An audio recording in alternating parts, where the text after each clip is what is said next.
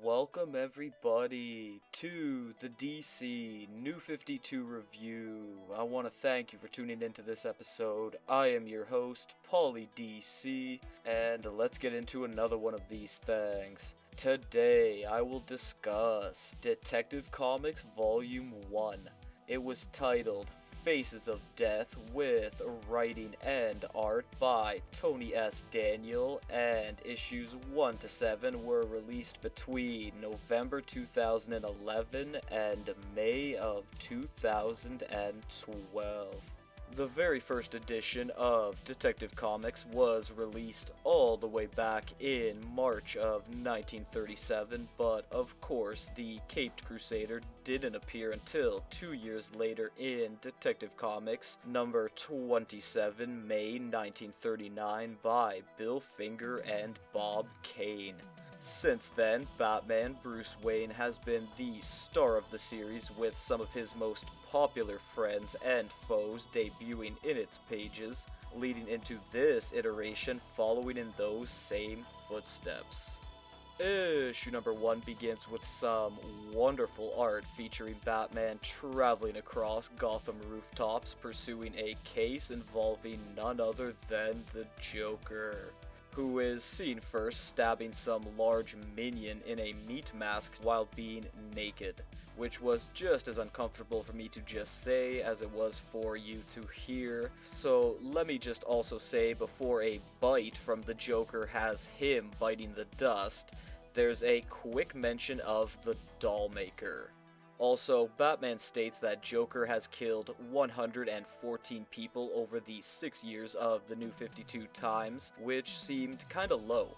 Anyhow, the GCPD arrive at the scene at the same time Batman does, spurring Joker to let off some explosives in order to escape, while the Dark Knight has to beat up some of Gotham's not-so-finest in order to rescue a little girl who was there. But the cops still open fire on him with attack helicopters due to Mayor Hades' orders. At this point, he should be included in Batman's rogues gallery. Over to the Batcave, Alfred Pennyworth is seen telling Bruce what's on his schedule, plus he's not a fan of him sleeping with Catwoman Selina Kyle, establishing that these two were banging early. Batman next meets up with Police Commissioner Jim Gordon, who debuted in the same comic as his Ally of the Night by Bill and Bob, and here the two discuss how the rescued girl from earlier is named Olivia Carr. There was also talk of another tip involving Joker sending Batman to a location of a police raid led by Lieutenant Harvey Bullock, who walks his men directly into a puppet bomb trap that nearly takes out Bats with it. So if you're counting, that's 2 explosion traps he's walked right into in the very first edition. Oh, and Bullock was created by Archie Goodwin and Howard Chaykin in Detective Comics number 441, June 1974. Batman isn't done tonight yet though, going on to find the Joker boarding a train where the clown Prince of Crime attacks with branded grappling hooks and even gets a couple of stabs in, so Batman has to really quit screwing around, landing some solid hits to only get hit with the classic shock ring. But the tossing of Joker off of a roof is enough to subdue him. How did he even survive that fall from the building? Well, he's the Joker, duh.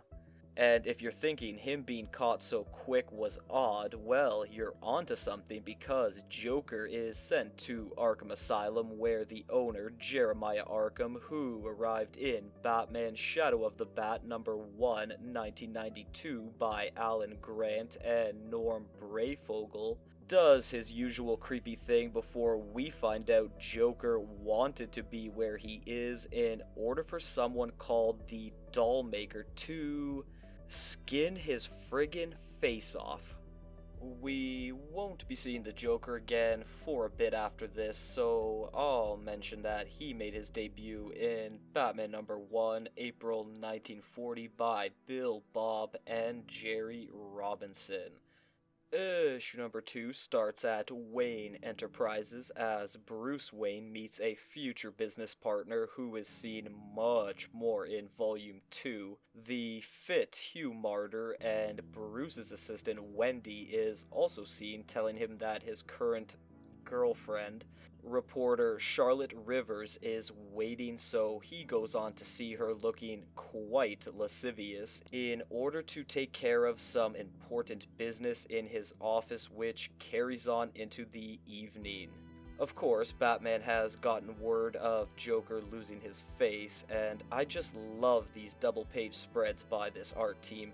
Batman goes on to meet Gordon after the Commish and Bullock paid Jeremiah a visit at Arkham Asylum, who continues to just be creepy, being no help to them. But a clue came in recently regarding Olivia Carr, who was last seen with a sleazy guy named Ray Quimby, who's a known associate to the original doll maker Wesley Mathis. However, Gordon killed Mr. Mathis years ago. This info sends Batman to some shady areas where a cop called for backup, except Gordon cannot join in due to getting suddenly kidnapped. And when Batman arrives at an old export shop, he finds the dead Ray Quimby, only to then be ambushed by a couple of freaky looking people, even allowing himself to get clocked with a damn sledgehammer wielded by a big yikes-inducing nurse. Also, if you were going into this book thinking Batman is hard to sneak up on, well... For the last scene, though, the Dark Knight comes face to face with the brood of Matilda, Bentley, Orifice, Jack in the Box, the Gimp, oh boy, and can't forget about Samson, who gives off some serious Stephen King's The Monkey vibes. These original creations are led by the second doll maker, son to Wesley Barton Mathis, and they present Jim Gordon to Batman looking like something out of a Texas Chainsaw Massacre movie. Issue number 3 picks up right from the previous, with Batman still taking on Dollmaker and his friends, plus realizing he's not holding the real Jim, but rather a body double meant to look like him, which did have me going for a second, thinking the New 52 was throwing long bombs early. Speaking of throwing, Batman can't take on the whole DM squad, so he tosses Jack in the Box out of a window, sending him to the street, leading into Batman taking this deranged jester all the way to a steel plant for rather aggressive questioning, just to find out he's got no tongue. A lot of effort for nothing, and you'd think Batman would have realized that earlier. Over at an abandoned hospital, the captured Jim is caged up similar to Hardigan from Sin City, but Olivia is also there saying Dollmaker plans to bring her into his group. Wow, and that even he has people to answer to. That's Gotham for you. Charlotte is seen as well doing her best Lois Lane impression while questioning Bullock about the current whereabouts of the missing Commish Gordon. Cutting to Wayne Manor quick, Bruce and Alfred are figuring out that Barton Mathis is the new dollmaker through known disturbing files. Then he himself is telling Matilda that he never forgave or forgot how Jim killed his dad, while Batman responds to the bat signal turned on by Olivia, who snuck into a police precinct a few pages ago, and she gives Batman intel on how to find Gordon before it is seen just how shitty the GCPD can be when a cop tries to abduct Miss Carr for reasons I don't even want to know. But she's ready for it with a knife, showing her recent life experiences have changed her. Batman, meanwhile, heads to Mercy Hospital, where Jim was. However, he's inside for only a brief time until allowing Bentley to preposterously sneak up on him again, this time being able to knock Batman out, and he awakens in a fight arena about to be jumped by strung up freaks decked out like the Joker. Issue number 4 rounds out this first story arc, showing Batman a couple hours before being taken hostage, and he is forcing, or rather flushing, info out of a snitch named Raju, who confirms Mercy Hospital was good intel, which also seems to be getting reviewed by Bullock and a-hole internal affairs cop Jack Forbes from the Batman the Dark Knight title. Now, in current time, Batman is fighting the fake Jokers in front of an audience while all of them are restrained by cables, making things a bit difficult for the Caped Crusader after beating everyone down. Raju is next seen again though, having been in on setting Batman up. Even the Penguin is hinted to be a part of all that's happening, so after a quick escape due to allowing a damn nobody character to set him up, thus the shame becoming way too great, Batman goes on to beat the crap out of the non-Jokers for a second time as we see the first possible look at shady Mayor Haiti being involved with everything Dollmaker is currently doing. But because it looks like this whole operation is done for, some of the freaky antagonists are wrapping up what appears to be an illegal organ ring. Black market body parts is confirmed to be the group's trade when Gordon is seen in this edition minus a kidney or something after recently having been operated on, and he finds out some disturbing things regarding Olivia Carr when she kills the Gimp instead of Jim once he freed himself. Batman is now pursuing Dollmaker himself though, taking down his minions and leaping onto a getaway car that ends up being a fairly obvious trap filled with explosives and decoys. Bruce then decides F it, no follow-up on anything, and goes on a little Rocky Mountain vacation with Charlotte while Bullock and Mayor Haiti see the incarcerated Olivia and discuss the Joker's face skin. Issue number 5 begins a new plot with a brief gap in time having gone by, allowing a coalition of Joker fanatics to form a shrine to their missing leader, which of course Batman is keeping a very close eye on.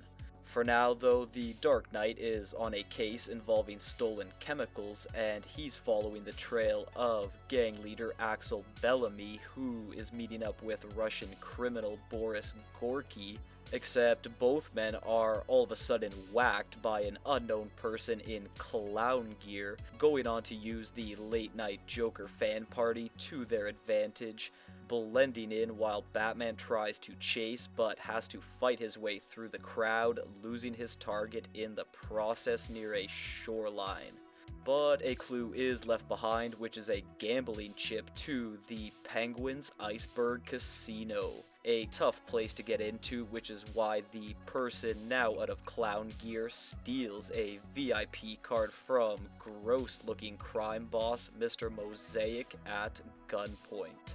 The new 52 Iceberg Casino is shown next, where coincidentally Charlotte is working a job undercover, going after the Penguin. Little does she know, Oswald Cobblepot is already watching her, and he surely enjoyed the last few minutes of video footage. No further comment. The Penguin was created by Bill and Bob in Detective Comics number 58, December 1941, going on to be one of Gotham's biggest crime lords. The rest of this issue told a short story with art by Szymon Kudranski, and it pertains to a boy named Eli Strange joining an illegal card game run by Leon the Mad Russian, who I can't help but give the voice of John Malkovich to.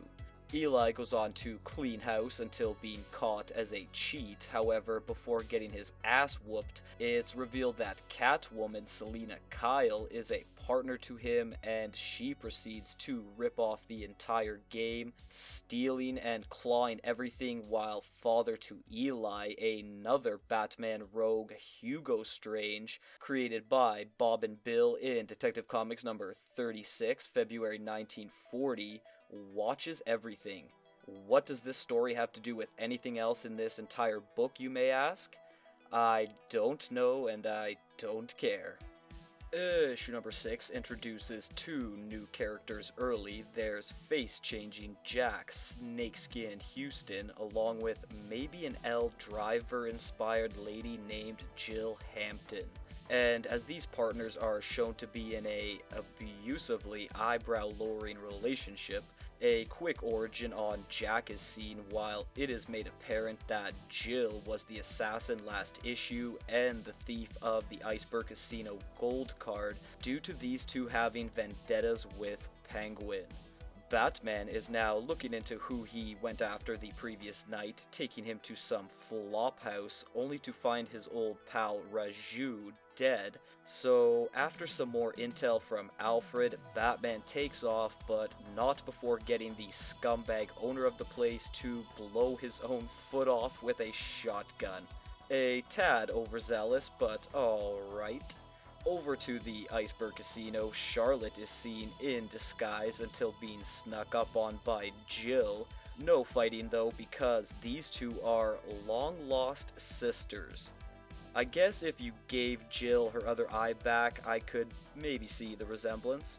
This is all followed up by the Penguin sitting at the head of a table full of mid-level crime bosses. We got Hypnotic, Gasman, Mr. Mosaic from earlier, and Mr. Combustible. There's a couple others that are unnamed, but let's be honest, they're just here to get their asses kicked later on by Batman. The point of this get-together though is so that all of these Gotham criminals can pool their resources together in Oswald's massive, impenetrable safe vault.